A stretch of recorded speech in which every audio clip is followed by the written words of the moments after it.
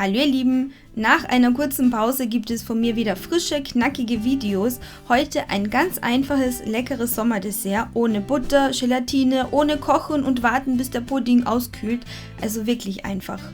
Dafür braucht ihr Butterkeks, Kakao, Sahne, Puderzucker und Vanille, Frischkäse und Quark, Mangopüree oder Mangomark, frische Mango, gehackte Nüsse und Zebraröllchen für die Deko.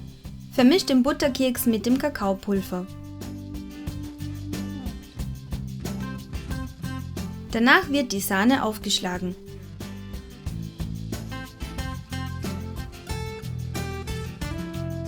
In eine Schüssel gebt ihr Quark, Frischkäse, Puderzucker und Vanillepulver und ca. 3 Esslöffel vom Mangopüree. Mixt die Zutaten kurz cremig und hebt anschließend die geschlagene Sahne unter.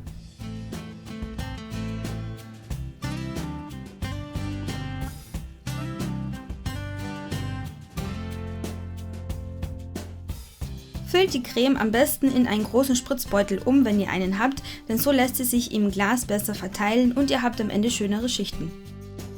Falls ihr frische Mango verwendet, das ist nämlich eine optionale Zutat, dann schneidet ihr diese in möglichst kleine Stückchen. Und das war's schon, jetzt könnt ihr fleißig schichten. Damit euer Dessert optischen Hingucker wird, empfehle ich euch, die Zutaten immer zuerst am Rand zu verteilen, egal ob das jetzt die Creme ist oder auch das Mangopüree.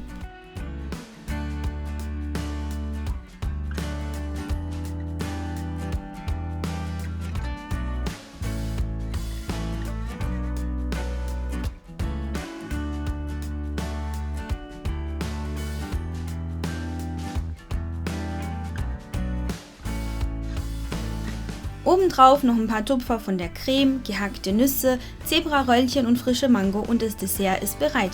Jetzt kann es in die Kühlung wandern und zwar für ungefähr 1 bis 2 Stunden.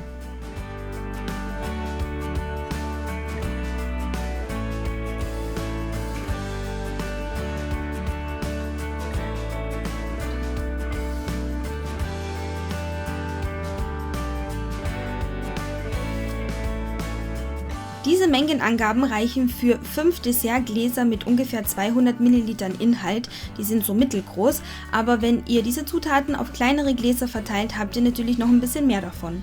Und das Dessert eignet sich auch super für Kindergeburtstage und Feierlichkeiten. Meine Kinder nennen es liebevoll Zebra- oder Tiger-Dessert und es schmeckt ihnen hervorragend.